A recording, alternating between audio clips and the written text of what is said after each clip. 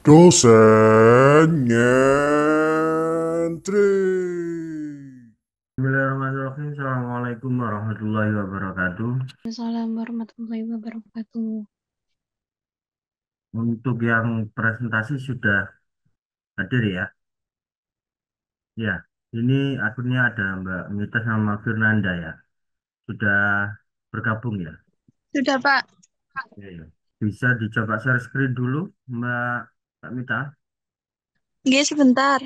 Ini pada topik kali ini kita akan berbicara tentang peristiwa penting dalam sejarah sastra Indonesia. Jadi kenapa saya menyusun materi ini di salah satu pertemuan di dalam rangkaian sejarah sastra, ya agar kita bisa tahu ada peristiwa-peristiwa apa sajakah dalam sastra Indonesia, dalam literatur bangsa ini, gitu ya. Nah, berarti itu merupakan rangkuman dari beberapa angkatan. Setiap angkatan itu ada peristiwa apa, sebelum adanya angkatan itu ada peristiwa apa. Nah, itu nanti akan dibahas dan dipresentasikan oleh kelompok ini. Bagaimana Mbak? Sudah? Masih belum bisa share screen? Belum diizinkan, Pak, untuk berbagi layar. Dicoba dulu. Sudah bisa? Bisa? Ya belum? Oh, kok ditutup lagi? Ya, karena sudah berhasil untuk share screen, maka waktu saya persilakan untuk kelompok yang presentasi. Mbak Mita sama Fernanda ya. Silakan dimulai presentasi untuk pertemuan hari ini dengan topik peristiwa penting dalam sejarah sastra Indonesia. Silakan. Assalamualaikum warahmatullahi wabarakatuh. Kami akan mempresentasikan peristiwa penting dalam sejarah sastra Indonesia.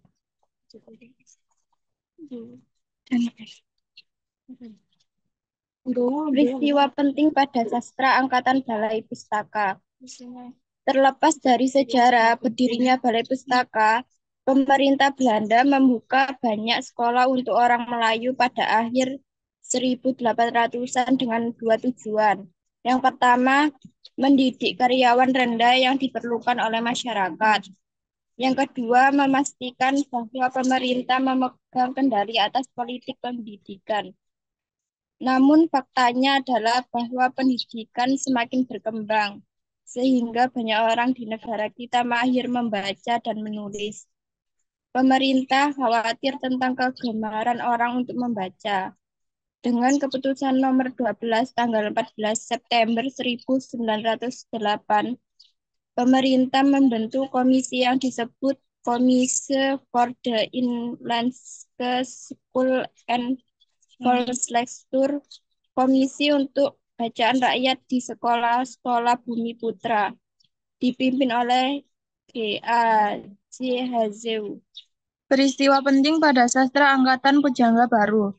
Dengan dipelopori oleh kaum terpelajar, munculnya Angkatan Pujangga Baru sebenarnya merupakan hasil dari semangat persatuan yang telah ada sejak awal abad ke-20.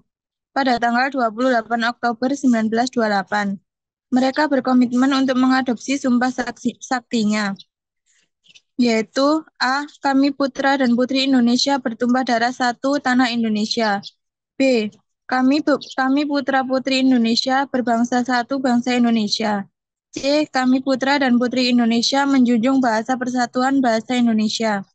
Oleh karena itu, peristiwa bersejarah Sumpah Pemuda pada tanggal 28 Oktober 1928 dapat dianggap sebagai katalisator bagi terbentuknya Angkatan Pujangga Baru. Banyak bidang yang bekerja untuk membentuk persatuan bangsa, seperti bidang sosial, pendidikan, dan kebudayaan.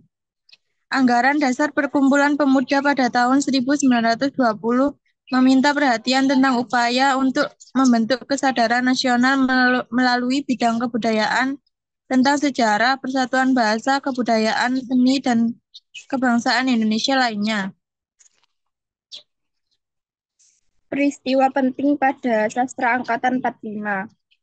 Penjajahan Jepang dari tahun 1942 hingga 1945. Sebenarnya itu dimulai pada tahun 1942, tak lama setelah Jepang memasuki Indonesia. Angkatan 45 muncul karena mengingat kejahatan dan janji Jepang yang tidak terpenuhinya yang dilakukan Indonesia. Karena pada kenyataannya hal-hal tersebutlah yang menimbulkan jiwa pemberontak yang pada gilirannya menghasilkan jenis kesusastraan baru di Indonesia. Selain itu, Jepang memasuki Indonesia pada bulan Maret 1942. Jepang berusaha mengambil hati Indonesia dengan membuat banyak janji dan semboyan, seperti contohnya, pertama, Asia untuk bangsa Asia. Kedua, kemakmuran bersama.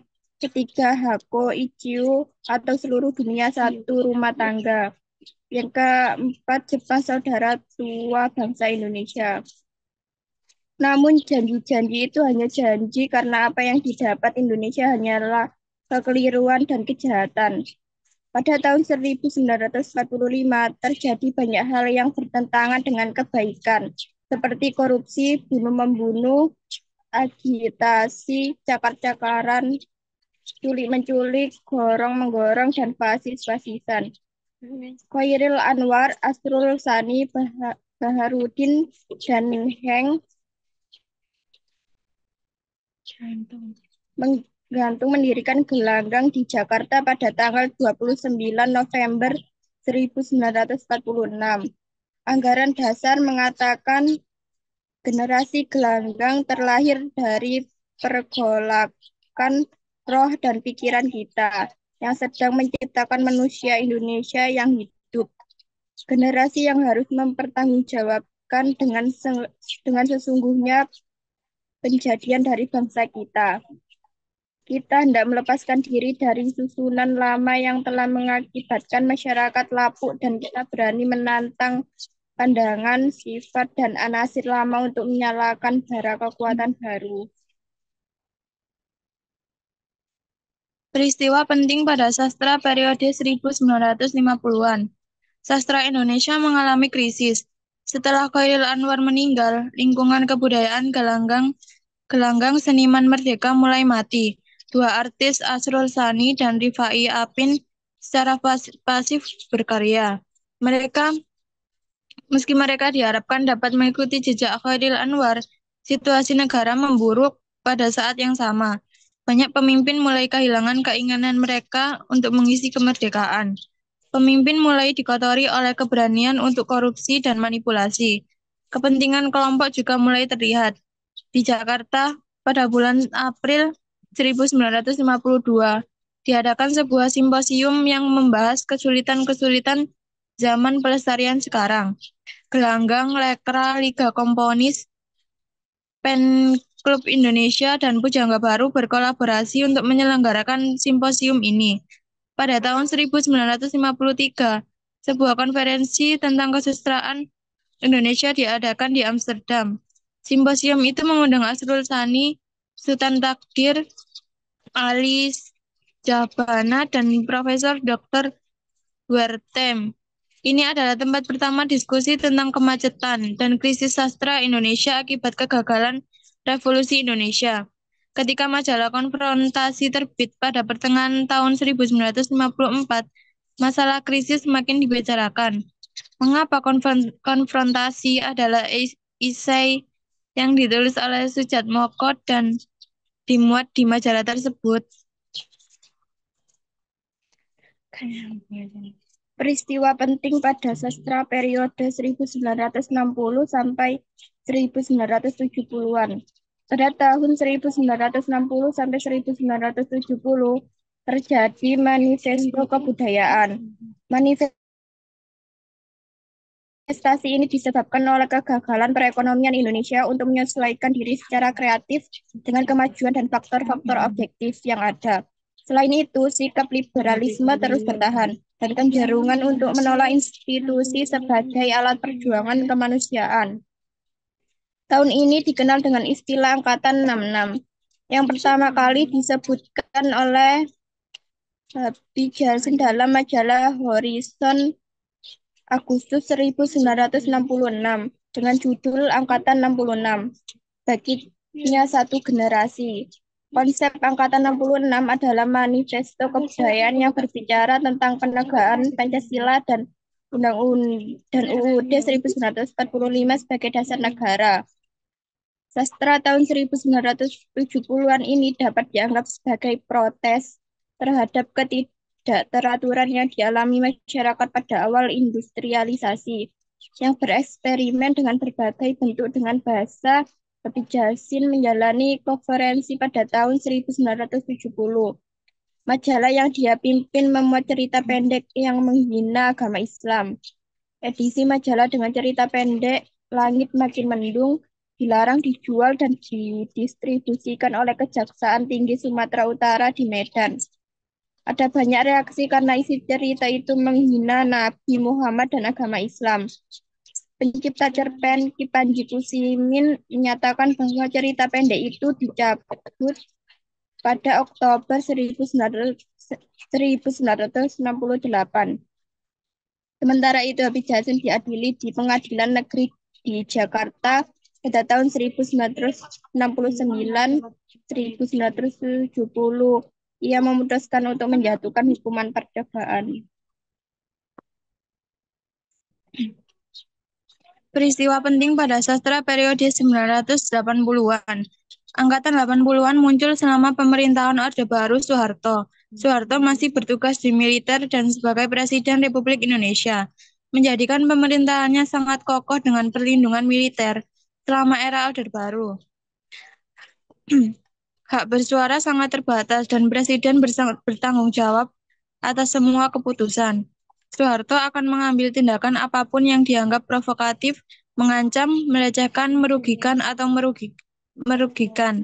Salah satu contohnya adalah majalah Jajah yang sangat terkenal pada masa itu, yang yang berhenti terbit meskipun majalah tersebut membahas masalah budaya dan seni Indonesia.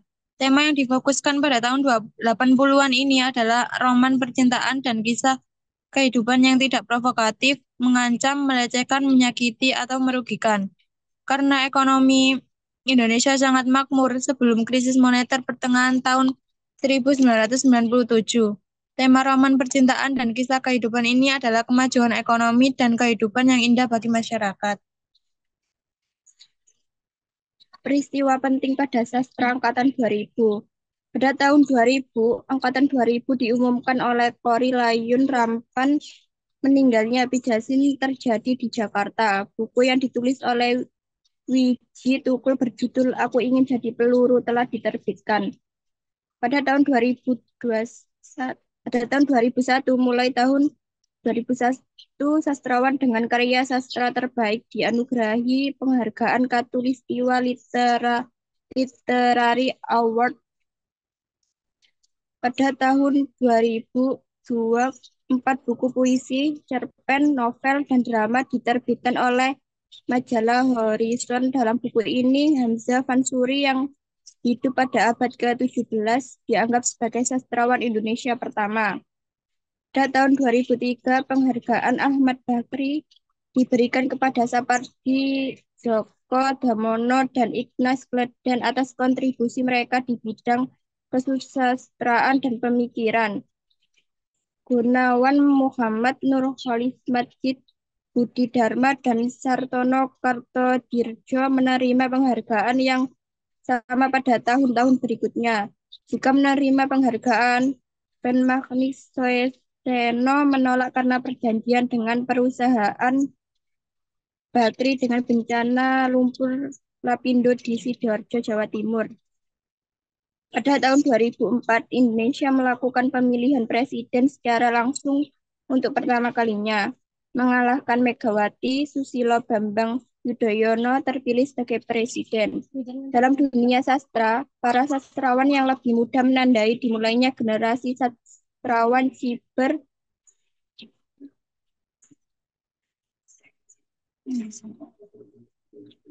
sastra di internet memberi para sastrawan kesempatan baru untuk berkomunikasi dan menerbitkannya karya mereka secara bebas. Pada tahun 2005, Laskar Pelangi, buku Andrea Hirata keluar. Dalam sejarah penerbitannya, buku ini dan Ayat-Ayat Cinta adalah buku yang paling laris di Indonesia. Selain itu, novel kedua ini juga dibuat menjadi film. Pada tahun 2006, antologi drama Indonesia pada tahun 1895 sampai 2000 diterbitkan oleh Yayasan Lontar. Menurut penerbitan buku ini, sejarah sastra Indonesia tidak dimulai pada tahun 1920, tetapi pada tahun 1895. Ensiklopedi Sastra Dunia yang ditulis oleh Anton Guernia. Pada tahun 2007, Seno Gumira Aji-Darmo menerbitkan buku Kolitida dan Saud Situmorang menerbitkan buku autobiografi. Saud adalah salah satu penulis yang mendorong sastra internet, Ode Kapung, dan majalah Bumi Putra. Pada tahun 2008, buku-buku Pramudia Nantator yang dicetak ulang dan buku-buku korban tragedi 1965 yang berusaha meluruskan sejarah marak di toko buku dan menjadi buku laris.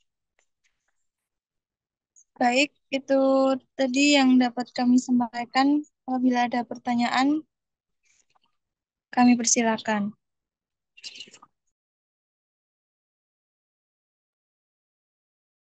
Ya, bisa ditutup share screen-nya.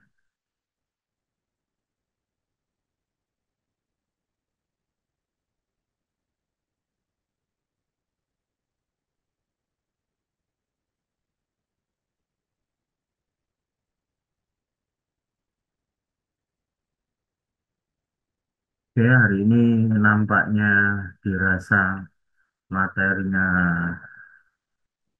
berat gitu ya. Kok nggak ada yang diskusi ketika forum diskusi dibuka. Suara saya terdengar dengan baik? Bisa ya. Terdengar?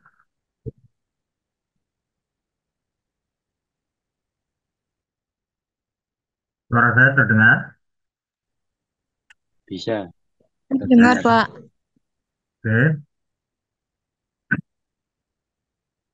jadi itu tadi ya yang bisa dicermati ketika berbicara soal peristiwa penting di dalam sejarah sastra Indonesia ya. Sejak periode yang pertama hingga periode terakhir ya, walaupun belum disampaikan periode mutakhirnya ya. Nah, dari catatan yang sudah dirangkum oleh kelompok ini tadi ya, didapatkan dari sumber-sumber yang ada gitu ya, walaupun tidak begitu maksimal cara presentasinya, materinya juga karena sekadar rangkuman. Ya, saya dulu sih berharap bahwa menulis makalah itu belajar nulis makalah, tetapi lambat laun kembali lagi ke awal, ya, yang semangat di awal, kemudian akhirnya ketika saya memberikan pembiaran, ya tidak ada perubahan untuk makalah-makalahnya. Itu yang pertama. Kemudian yang kedua terkait materi, setidaknya itu tadi sudah dibukakan pintunya ya, pintu untuk masuk terhadap peristiwa penting. Yang perlu diketahui adalah pertama,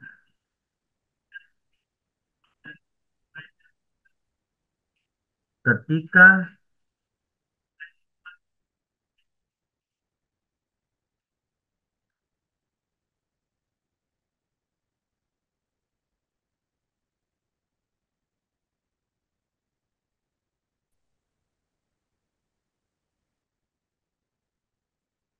ya, ketika berbicara soal peristiwa penting, yang pertama yakni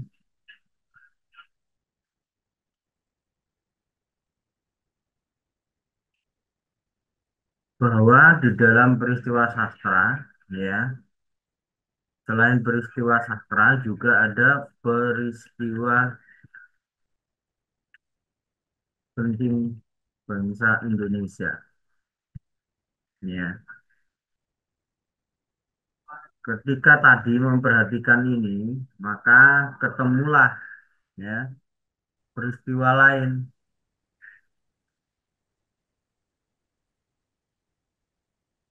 Apa peristiwa lain yang ada di dalam peristiwa sastra Indonesia? Apa? Yang pertama, tadi disebutkan soal pendidikan di Indonesia, ya. Dimulai dari Komisi Bacaan Rakyat. Ya. Berawal dari situ muncullah pendidikan-pendidikan di Indonesia. Ya.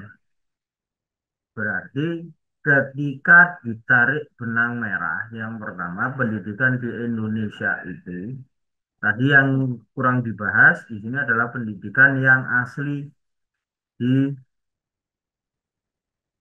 Indonesia. Tadi belum disinggung ya.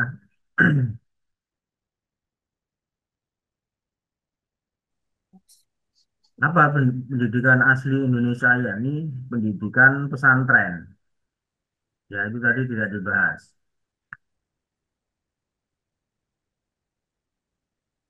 Yang dibahas tadi adalah yang terkait dengan kolonialisme para penjajah ya, Komisi Bacaan Rakyat ternyata yang mengupayakan pendidikan pertama di Indonesia itu adalah penjajah ya, melalui Komisi Bacaan Rakyat. Ya, di situ ternyata tujuan pendidikan yakni untuk mendidik karyawan atau pegawai yang ikut penjajah. Ya. Nah, hal itu turun-temurun hingga sampai saat ini, turun-temurun hingga saat ini, apa yang didapat ketika sekolah, ketika kuliah, nanti selesai sekolah, selesai kuliah, biar mudah cari kerja. Itu adalah mindset yang sampai sekarang tertanam kuat mengakar di masyarakat Indonesia. Ya, itu ditanam oleh para kolonial, khususnya Belanda tadi ya, Komisi Bacaan Rakyat, bahwa pendidikan Indonesia untuk membantu karyawan-karyawan itu berpendidikan sehingga kerjanya lebih maksimal. Hingga tidak salah ketika sarjana ya menganggur itu menjadi aib di masyarakat. Kuliah dukur-dukur, sekolah dukur-dukur nganggur. Atau ketika dapat pekerjaan di luar bidangnya. Misalnya kuliah tinggi-tinggi kemudian pulang ternyata dia berdagang berbisnis. Itu juga menjadi aib lagi walaupun bisnisnya sukses. Karena tidak menjalankan apa yang dia pelajari. Itu ya. Kemudian yang secara tersirat dari fenomena itu, ya, fenomena adanya Komisi Bacaan Rakyat itu, baik jika memang dirasa tidak ada, ya, tidak ada yang mau disampaikan terkait catatan-catatan atau peristiwa-peristiwa penting yang terjadi di dalam sejarah sastra Indonesia, ya, maka untuk pertemuan hari ini bisa diakhiri dan tinggal satu kelompok ya, minggu depan ya. Benar ya, Mbak? Iya, Pak. Iya. Mm-mm. Oke, jadi tinggal satu kelompok dipersiapkan untuk presentasi minggu depan. Baru setelah itu sudah tidak ada materi kelompok, nanti kita akan berlatih, berlatih dan mempertajam cara berpikir kita untuk menghadapi bacaan-bacaan, menghadapi fenomena-fenomena dalam sastra Indonesia. Oke, cukup sekian dari saya. Saya akhiri wassalamualaikum warahmatullahi wabarakatuh. Waalaikumsalam warahmatullahi wabarakatuh. Warahmatullahi wabarakatuh. Jangan lupa subscribe.